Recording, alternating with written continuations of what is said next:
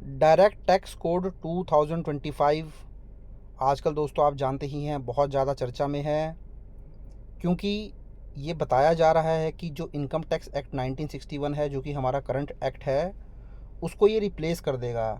तो इस वीडियो के अंदर मैं आपको बताऊंगा कि गवर्नमेंट का क्या पर्पस है डायरेक्ट टैक्स कोड को लाने के पीछे, क्यों इसको गवर्नमेंट जो है इम्प्लीमेंट करना चाहती है, इसकी हिस्ट्री क्या है। ऐसा नहीं है कि ये जो डायरेक्ट टैक्स कोड है पिछले साल ही डिस्कस हुआ होगा और अभी आपको नेक्स्ट फाइनेंशियल ईयर से इम्प्लीमेंट भी हो जाएगा। तो इसकी एक हिस्ट्री है पिछले एक डिकेड से दोस्तों, उससे भी ज़्यादा अगर मैं बोलूँ तो इसके ऊपर चर्चाएं चल रही हैं। और फाइनली जो है आप बोल सकते हैं जो नेक्स्ट बजट आएगा, बजट 2025 के अंदर जो बजट आने वाला है फरवरी के अंदर, उसके अंदर इसको इम्प्लीमेंट करने की तैयारी है। और बताया जा रहा है कि जो फाइनेंशियल ईयर 25-26 होगा, जो कि 1 अप्रैल 2025 से शुरू होगा, वहाँ पर ये एक्ट के रूप में जो है आ जाएगा। इसके अलावा ये जो करंट इनकम टैक्स एक्ट है आपका, उससे कैसे डिफरेंट है, तो ये सारी ही चीज़ें मैं आपको बताने वाला हूँ। तो वीडियो के साथ बने रहें। चलिए अपनी वीडियो को शुरू करते हैं। तो सबसे पहले तो देखिए, मैं आपको एक ट्विटर पर पोस्ट दिखाता हूँ जिसको आप एक्स भी बोलते हैं। तो यहाँ निर्मला सीतारमण जी के ऑफिस का ये ट्वीट है कि 4 मेजर ऑब्जेक्टिव उन्होंने बताए हैं कि वो डायरेक्ट टैक्स कोड को क्यों इम्प्लीमेंट करना चाहते हैं। तो सबसे पहला तो उन्होंने जो अपना ऑब्जेक्टिव बताया है वो ये बताया है कि वो जो टैक्सेस हैं उनको सिंप्लीफाई करना चाहते हैं, जो टैक्स पेयर की सर्विसेज हैं उनको इम्प्रूव करना चाहते हैं, टैक्स की सर्टेनिटी करना चाहते हैं, और जो भी लिटिगेशंस हैं, इश्यूज़ हैं, उनको रिड्यूस करना चाहते हैं या फिर रिमूव करना चाहते हैं। इसके साथ साथ उन्होंने एक लाइन और देखिए यहाँ लिखी है, within 6 months we will have some part of the income tax act return in simple easy to understand language. तो 6 मंथ का मतलब है, जैसे कि मैंने आपको बताया है कि जो नेक्स्ट ईयर बजट आएगा फेब 2025 में, उस बजट के अंदर जो इनकम टैक्स एक्ट है उसको लिखा जाएगा बहुत ही सिंपल शब्दों में, आप बोल सकते हैं ऐसी लैंग्वेज में जिसको कि एक आम आदमी भी, एक कॉमन मैन भी अंडरस्टैंड कर सके। तो जैसा कि हमने इनके ऑब्जेक्टिव देखे थे, इन्होंने बताया है कि इसको सिंप्लिसिटी हम करना चाहते हैं इनकम टैक्स एक्ट को। अभी बहुत ज़्यादा कॉम्प्लेक्स है, तो बहुत सारे जो पर्सन्स हैं, एसएससीज हैं, उनको समझ नहीं आता है, तो उसको ईजी टू अंडरस्टैंड लैंग्वेज में लिखा जाएगा। और यहाँ पर ये भी बताया गया, देखिए, it will be done keeping in mind honourable prime minister Shri Narendra Modi ji vision of seamless, painless and faceless taxation system. तो यहाँ पर उन्होंने कोट किया है कि जो हमारे प्राइम मिनिस्टर जी हैं, उनका जो एक विज़न था कि टैक्सेशन सिस्टम इंडिया के अंदर सीमलेस, पेनलेस और फेसलेस होना चाहिए, उसकी तरफ एक कदम जो है वो बढ़ाया जा रहा है। तो ये जो है ऑब्जेक्टिव हमारी जो फाइनेंस मिनिस्टर हैं उन्होंने हमें बताया है। इसके अलावा अगर मैं बात करूँ, जैसे कि मैंने आपको बताया था, मैं आपकी इसकी हिस्ट्री के बारे में भी बताऊँगा। ऐसा नहीं है कि ये 1-2 साल के अंदर ही इसको ले आए हैं। इसको लाने के पीछे एक डिकेड से कि ज़्यादा के से जो चर्चा की जा रही है इसके ऊपर। और उसके बाद देखिए ये बताया गया है ईयर टू ईयर क्या क्या इसके अंदर जो है इम्प्रूवमेंट की गई। तो पहले 2009 के अंदर आप देखें, जो फर्स्ट ड्राफ्ट इसका आया था, वो प्रपोज किया गया था कि जो करंट इनकम टैक्स एक्ट है उसको रिप्लेस कर दिया जाए। फिर 2010 में एक रिवाइज डिस्कशन की गई उसके ऊपर, और डायरेक्ट टैक्स कोड बिल 2010 को जो है लोकसभा के अंदर इंट्रोड्यूस किया गया। फिर 3 साल बाद 2013 के अंदर जो डायरेक्ट टैक्स कोड है उसके अंदर फर्दर रिवीजन की गई, कुछ चीज़ें उसके अंदर ऐड की गई। जो भी स्टेक होल्डर थे, चार्टर्ड अकाउंटेंट हो सकते हैं, आईसीआई हमारा इंस्टीट्यूट हो सकता है, गवर्नमेंट डिपार्टमेंट हो सकते हैं, टैक्सेशन या जीएसटी डिपार्टमेंट हो सकते हैं, सबसे कुछ राय मांगी होगी, उनके फीडबैक को कंसिडर किया होगा और उसके अंदर बहुत सारे चेंजेस किए गए, रिवीजन किए गए।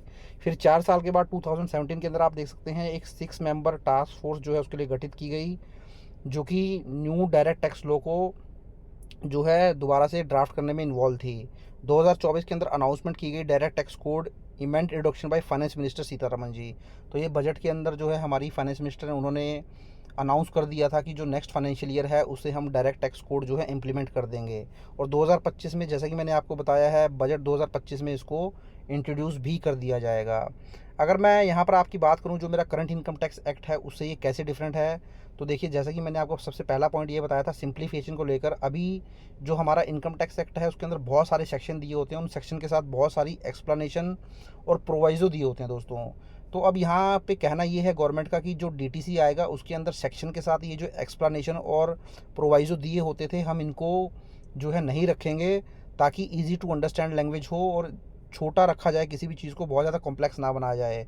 बट आने वाला टाइम ही बताएगा दोस्तों ये कितना सक्सेसफुल हो पाएगा, क्योंकि किसी सेक्शन को अगर आप फर्दर उसके अंदर कुछ उसको डीपली समझाना चाहते हैं तो उसके अंदर कुछ ना कुछ प्रोवाइजर एक्सपेंशन देना पड़ता है। बट ये देखते हैं टाइम जैसे जैसे आएगा, जैसे जैसे डायरेक्ट टैक्स कोड इंप्लीमेंट होगा, इसके अंदर क्या चेंजेस फर्दर किए जाएंगे।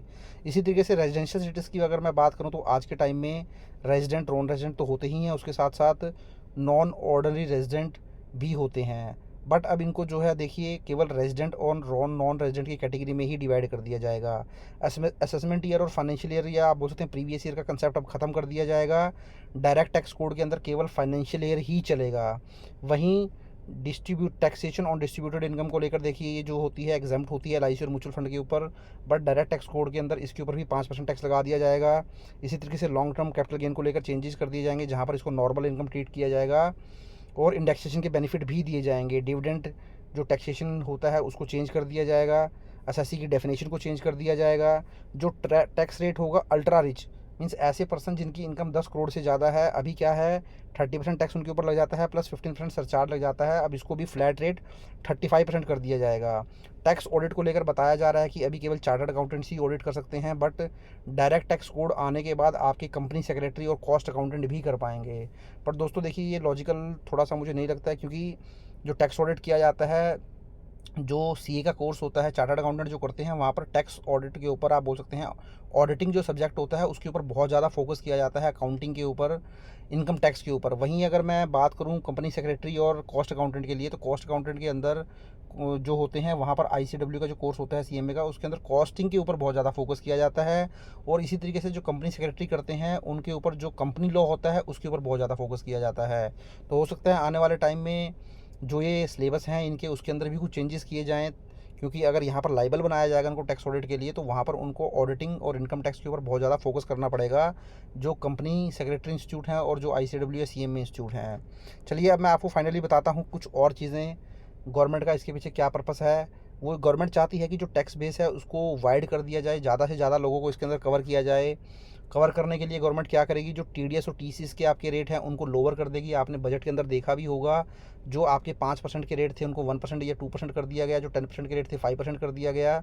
तो गवर्नमेंट का पर्पस ये है कि जो टीडीएस के रेट हैं उनको रिड्यूस कर दिया जाए, लोअर साइड में कर दिया जाए, और ज़्यादा से ज़्यादा इनकम के ऊपर टीडीएस जो है वो लगा दिया जाए। इससे क्या होगा, ज़्यादा से ज़्यादा लोगों का टीडीएस कटना शुरू हो जाएगा। जब टीडीएस कटेगा तो 26 एएस में, एनुअल इन्फॉर्मेशन स्टेटमेंट या टीएस में रिफ्लेक्ट करेगा। तो लोगों के लिए अपना या एसएससीज के लिए जो अपनी इनकम को हाइड करना बहुत ही मुश्किल हो जाएगा, क्योंकि अगर एक बार इनकम एआईआई से टीएस के अंदर रिफ्लेक्ट हो गई तो उनको फिर वो इनकम टैक्स रिटर्न के अंदर दिखानी ही पड़ेगी। तो इस तरीके से गवर्नमेंट चाहती है कि जो टैक्स का बेस है उसको बढ़ाया जाए, ज़्यादा से ज़्यादा एसएससीज को कवर किया जाए टैक्स ब्रैकेट के अंदर। इसके बाद देखिए नो कैस्केडिंग इफेक्ट। तो कैस्केडिंग इफेक्ट क्या होता है, कई बार क्या होता है एक ही इनकम के ऊपर 2% जो है वो टैक्स पे कर देते हैं। तो इस तरीके के जो भी लॉज हैं उनको ख़त्म किया जाएगा, सेक्शंस को ख़त्म किया जाएगा। किसी भी तरीके की डिडक्शन एग्जम्पशन का अब जो है कंसेप्ट नहीं रहेगा। जैसा कि आप जानते हैं पिछले 2 या 3 साल से न्यू टैक्स रिजीम के ऊपर बहुत ज़्यादा फोकस किया जा रहा है गवर्नमेंट के द्वारा। तो कहीं ना कहीं गवर्नमेंट चाहती है कि आने वाले टाइम में न्यू टैक्स रिजीम को ही जो है बढ़ावा दिया जाए। हो सकता है कि ओल्ड टैक्स रिजीम को ख़त्म ही कर दिया जाए। तो जब ओल्ड टैक्स रिजीम रहेगा ही नहीं तो आप किसी भी तरीके की इन्वेस्टमेंट जो है करेंगे तो आपको इनकम टैक्स में उसका बेनिफिट मिलेगा नहीं, एग्जम्पशन का कोई केस रहेगा नहीं। क्योंकि क्या होता है दोस्तों, बहुत सारे पर्सन क्या करते हैं, झूठी इन्वेस्टमेंट अपनी आईटीआर के अंदर दिखा देते हैं, गलत इन्वेस्टमेंट दिखा देते हैं, जबकि उन्होंने इन्वेस्टमेंट की नहीं होती है, और उससे वो अपना टैक्स सेव कर लेते हैं। इसी तरह से एचआरए की अगर मैं बात करूँ, रेंट की पेमेंट जो आप करते हैं, रेंट की पेमेंट भी एचआरए जब क्लेम करते हैं तो वहाँ पर भी गलत एचआरए क्लेम कर लेते हैं। तो इस तरीके से ये सारे ही तरीके की जो डिडक्शन एग्जम्पशन है गवर्नमेंट ख़त्म कर देगी, केवल न्यू टैक्स रिजीम को ही फोकस करेगी। तो किसी भी तरीके की एग्जम्पशन और डिडक्शन आपको मिलेगी नहीं। तो आप बोल सकते हैं आपका जो टैक्स सिस्टम है वो सिंप्लीफाई हो जाएगा।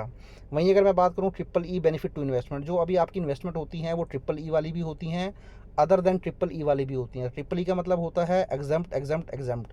जैसे अगर मैं बात करूँ आपका पीपीएफ हो गया या फिर आपका सुकन्या समृद्धि योजना हो गया, इस तरीके की जो आपकी स्कीम में इन्वेस्टमेंट होती है वो ट्रिपल ई कैटेगरी में आती है। क्योंकि यहाँ जब आप इन्वेस्टमेंट करते हैं तो 80C के अंदर 150 लाख का बेनिफिट मिल जाता है। इसी तरीके से जब आपका इंटरेस्ट की इनकम जनरेट होती है वो भी एग्जाम्प्ट हो जाती है, और मैच्योरिटी पे जो पैसा मिलता है वो भी एग्जाम्प्ट हो जाता है। तो इस तरीके की इन्वेस्टमेंट पर ज़्यादा फोकस किया जाएगा, तो इसलिए ट्रिपल ई को ज़्यादा बढ़ावा दिया जाएगा। वाइडन मार्जिनल रिलीफ, तो जो आपका मार्जिनल रिलीफ है दोस्तों 50 लाख रुपीज़ 55 लाख रुपीज़ तक इसको ले जाया जाएगा। अब गवर्नमेंट चाहती है कि जो सैलरीड एम्प्लॉई हैं या ऐसे पर्सन जिनकी टोटल इनकम 50 लाख तक भी है, तो उनके ऊपर जो है 15% का टैक्स लिया जाए। तो कहीं ना कहीं बहुत बड़ी राहत हो जाएगी ऐसे पर्सनस के लिए जिनकी टोटल इनकम 50 लाख से ज़्यादा नहीं है, या जो सैलरीड एम्प्लॉय वगैरह हैं जिनकी इनकम 50 लाख क्रॉस नहीं करती है। तो देखिए कुछ बहुत अच्छे स्टेप्स भी इसके अंदर लिए जाएंगे। इसके साथ साथ change limit according to the latest scenario, तो जो अभी लेटेस्ट सिनेरियो चल रहा है बहुत सारी लिमिट्स को उसके अकॉर्डिंग चेंज कर दिया जाएगा। जैसे अगर मैं एग्जांपल दूं आपको, अगर आपकी फैमिली पेंशन आती है तो वहाँ पर आपको जो डिडक्शन दी जाती है वो केवल 15,000 रुपीज़ की डिडक्शन दी जाती है। और ये जो डिडक्शन है 15,000 की, ये बहुत टाइम से चली आ रही है। तो ये डायरेक्ट टैक्स कोड है, इसके अंदर ऐसे सेक्शंस को आइडेंटिफाई किया जाएगा, ऐसी इन्वेस्टमेंट्स को आप बोल सकते हैं, या ऐसी लिमिट्स को आइडेंटिफाई किया जाएगा जो कि बहुत टाइम से चली आ रही हैं और जो कि करंट सिनेरियो से मैच नहीं करती हैं। तो ये दोस्तों कुछ हैं डायरेक्ट टैक्स कोड के, मैंने आपको बताए ऑब्जेक्टिव गवर्नमेंट के क्या हैं, कैसे वो डिफरेंट रहने वाला है।